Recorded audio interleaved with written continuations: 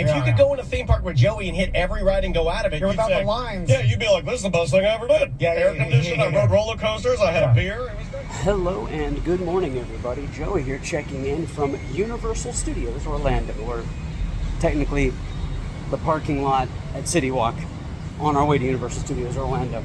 So what are we doing today? Today we're hanging out. Check that out.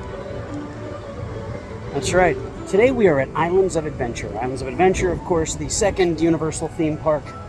What can we say about Islands of Adventure? It's amazing. It's awesome. It's got islands. They're all an adventure. It's in the title.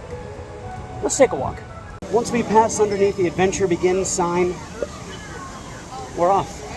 One of the most, I guess you'd say, popular questions I get is, where are the best places to take pictures in Islands of Adventure? There's a lot of great monuments, marquees, things like that, whether it be Hogwarts, whether it be, my gosh, pretty much anything on Seuss's Landing, different Marvel characters. There's a lot of great options.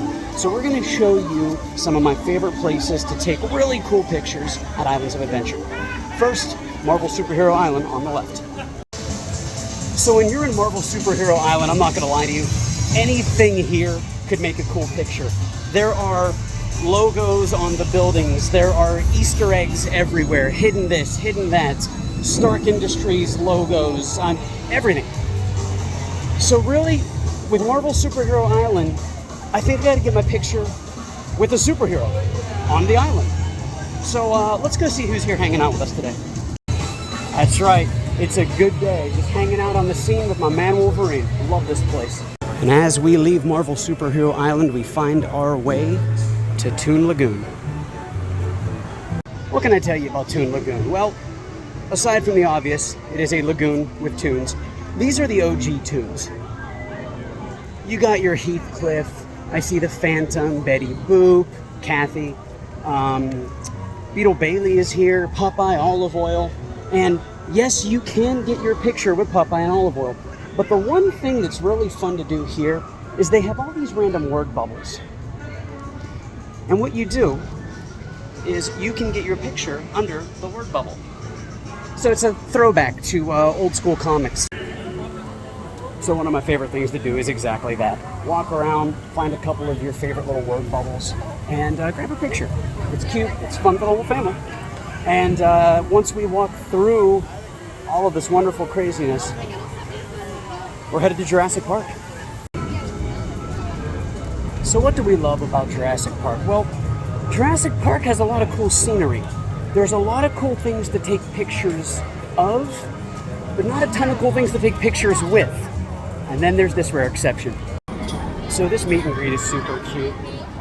What they do is they alternate giant raptor and baby raptor, and it is the cutest thing in the world. So we're gonna go take our picture with a baby raptor.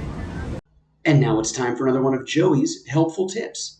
If you do want to meet the raptors, make sure you show up about 15 minutes before the actual posted time, because the line does start early. So now you know. This has been one of Joey's helpful tips. Now, Tango's part of our guest immersion program, which is designed to help baby raptors get used to being in front of humans like you. So thank you so much for being out here today. Smile, Tango. Yes. Good to see you, neighbor. Having a good day, just hanging out? Hanging out, a little day drinking, meeting the raptor. Dude, that's the life right there, okay? You know, T.I., we're going to be doing that later on, right, buddy? Yep. Nice. Bye, Space. Alright, not gonna lie, that was actually pretty cute.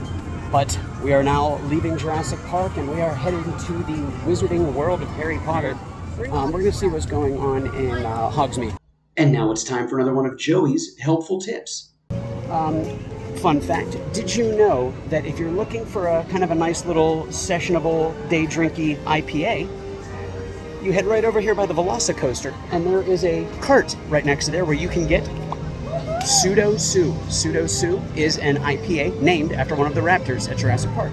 This has been one of Joey's helpful tips. You are now leaving Jurassic Park.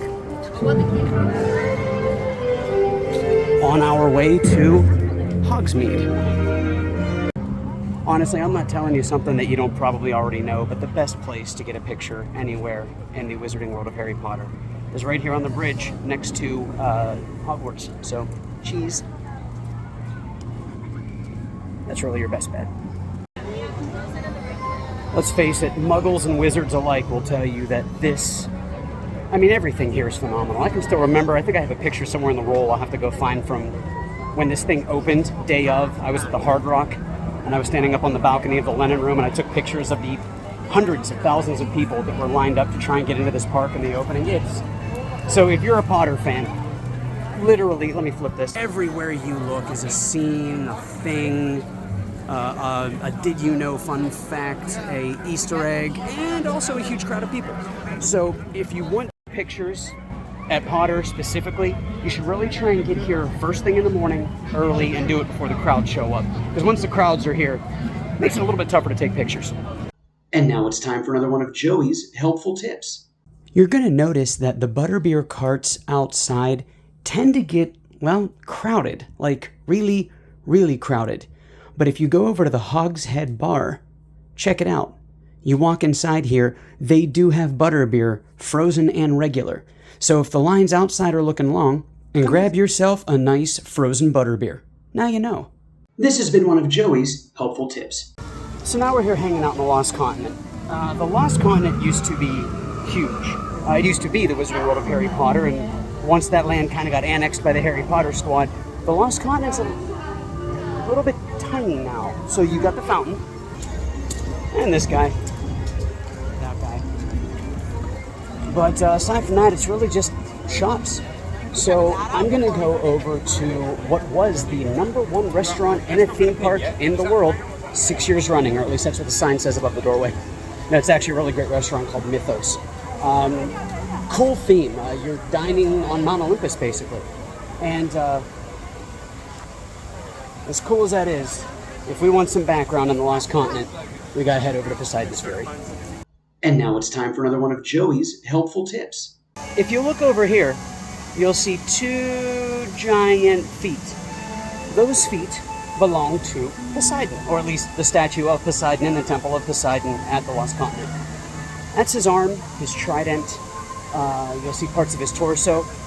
It happens to be that every piece of his statue is somewhere in the building, and if you stacked them up, it would stand about 20 feet taller than the Statue of Liberty. Now you know. This has been one of Joey's helpful tips. As we leave the Lost Continent, we are headed to Seuss's Landing. This place is adorable. So, Dr. Seuss, some of his more popular characters are featured here. It's phenomenal, it's adorable. You've definitely got options. Everything here is super cute. Everything here has bright colors, wiggly lines. My gosh, if you're a fan of Dr. Seuss, Green Eggs and Ham is over there. Hop on Pop is mentioned on the ride. Circus McGurkus is in the corner. One Fish, Two Fish, Red Fish, Blue Fish. Truffle the trees. Everywhere you look is another piece of Dr. Seuss history. As you enter Seuss's Landing, you're going to go to the right of everything you see, and there's this tiny little archway over here. And this is going to take us to my favorite photo spot in Seuss's Landing. Right back here.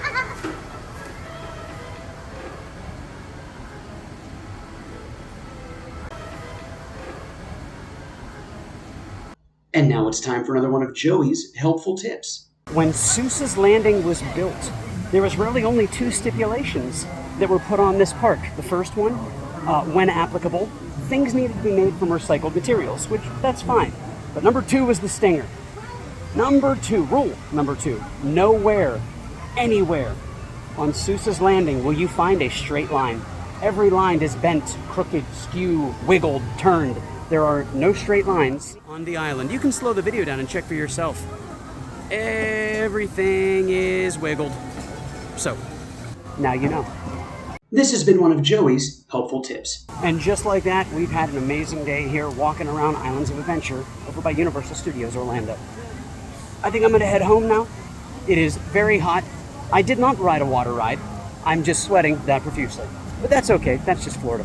So thank you all for hanging out with me, walking with me, talking with me, keeping me company. Thank you for liking, sharing, and subscribing.